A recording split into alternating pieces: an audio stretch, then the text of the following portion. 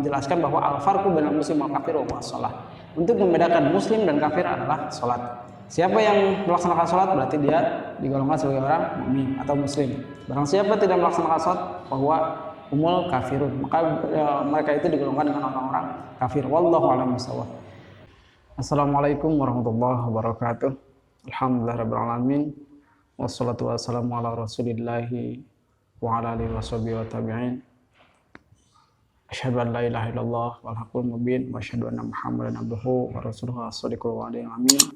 Ya ayyuhal mustami'un wa ya ayyuhal hadirun usi wa nafsi wa iyyakum taqwallaha la'allakum turhamun. Wa qala Allah ta'ala fil Qur'anil Karim wa huwa asdaqul qailin a'udzu billahi minasyaitonir rajim. Innas salata kanat 'alal mu'minina kitaban mawquta. Shadaqallahul azim wa shadaqa rasuluhu nabiyul habibul karim wa nahnu ala dzalika minasyahidin wasyakirin walhamdulillahi rabbil alamin.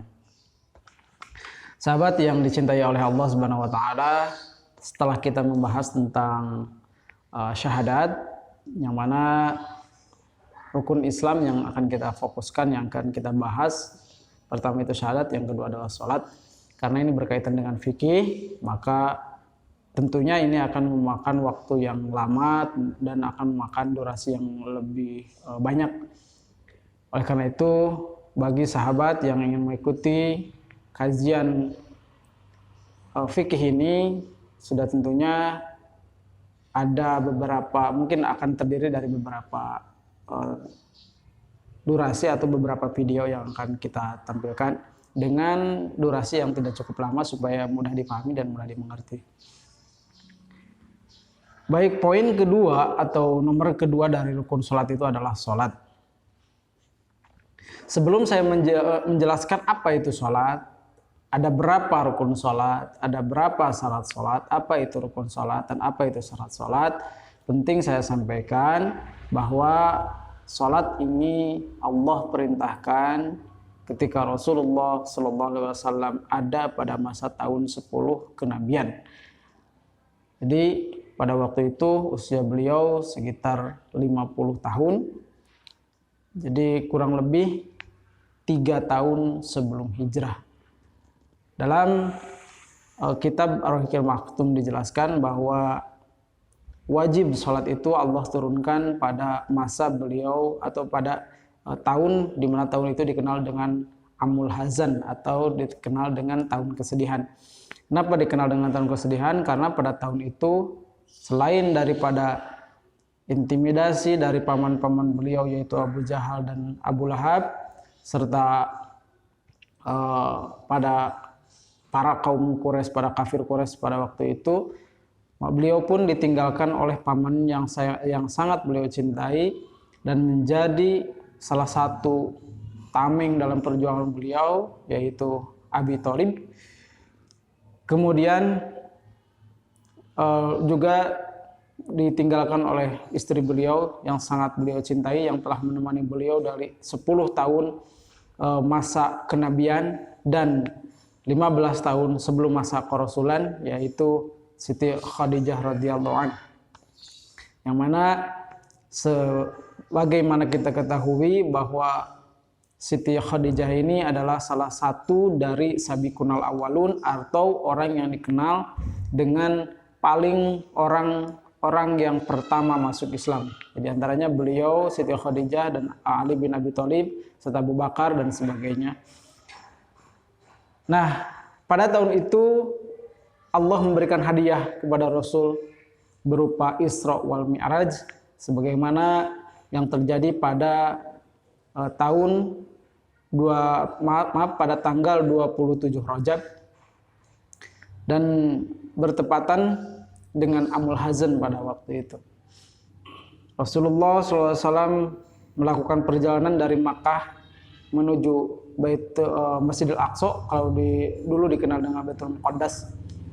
Masjidil Aqsa, dan Masjidil Aqsa langsung Allah membawa atau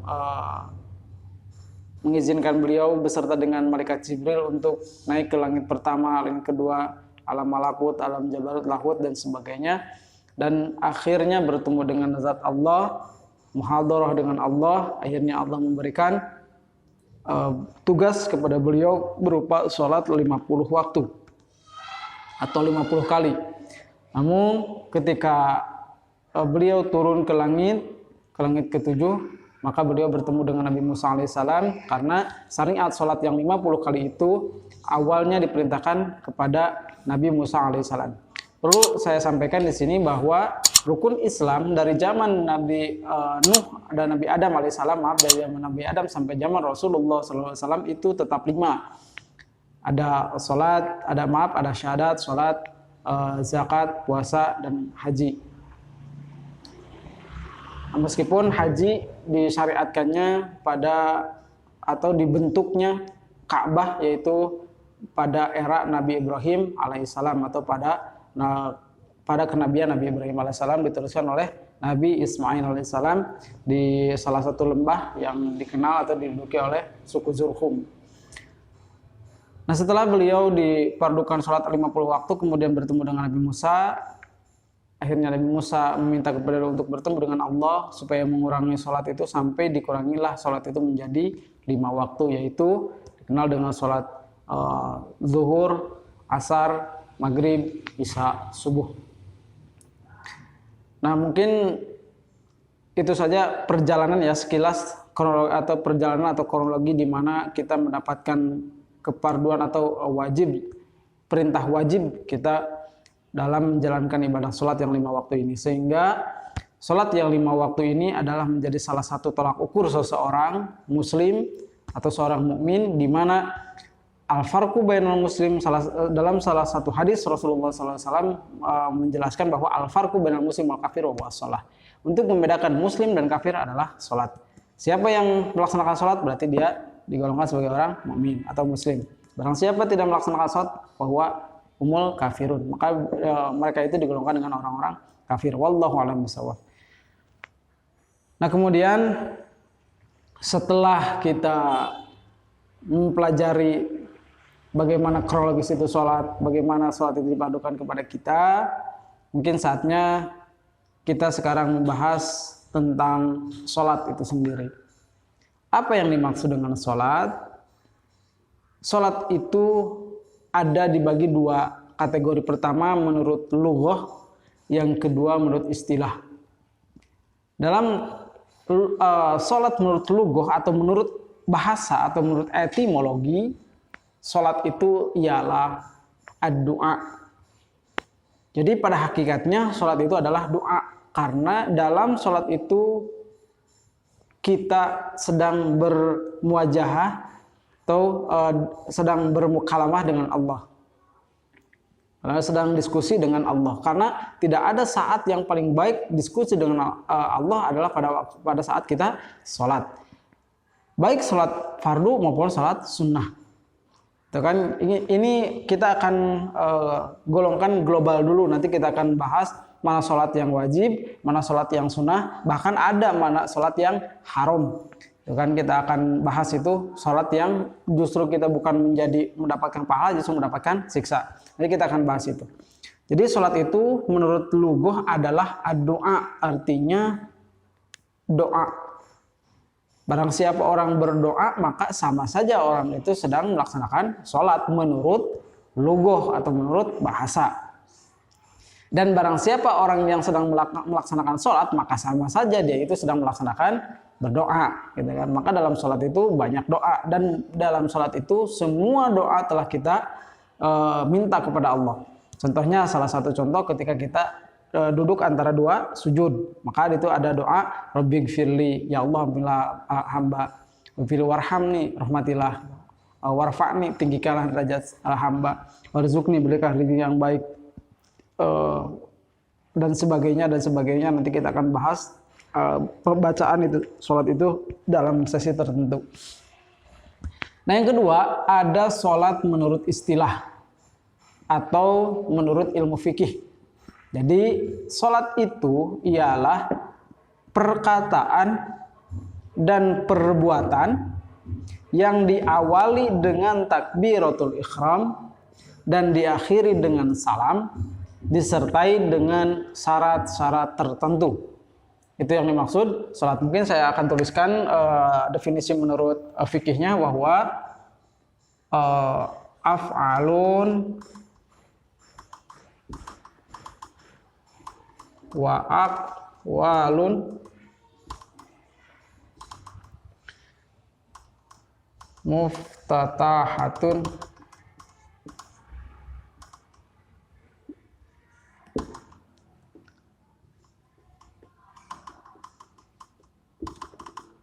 bitakbir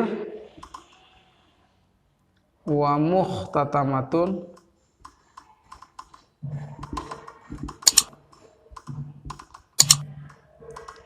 bitaslim bisyaraitin mahsyusyatin.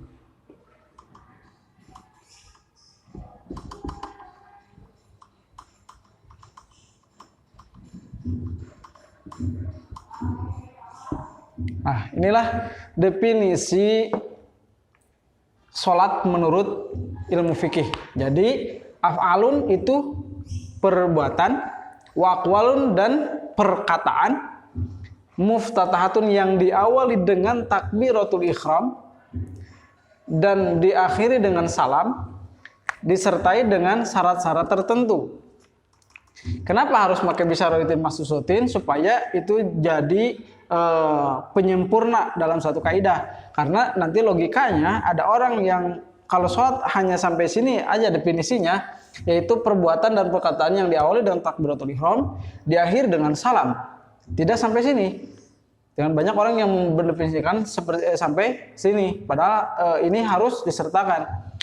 Sholat itu misalkan kalau definisinya sampai sini, bahwa sholat itu adalah perkataan dan perbuatan yang diawali dengan takbiratul ihram dan diakhiri dengan salam.